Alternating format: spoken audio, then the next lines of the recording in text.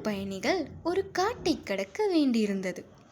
காட்டுக்குள் போவதற்கு முன்னாலேயே இருவரும் ஒருவருக்கொருவர் எந்த ஆபத்திலும் உதவி செய்து கொண்டு போவதாக ஒப்பந்தம் செய்து கொண்டார்கள்.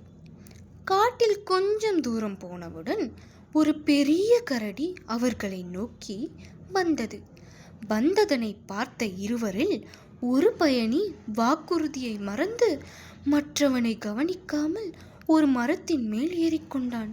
அடுத்தவனுக்கு மரம் ஏறத் தெரியாது. உடனே கீழே படுத்து மூச்சை அடக்கிக் கொண்டு செத்தவன் போல் கிடந்தான். கரடி பக்கத்தில் வந்தது. அவனை நுகர்ந்து பார்த்தது. செத்தவன் என்று நினைத்து அப்பால் போய் விட்டது.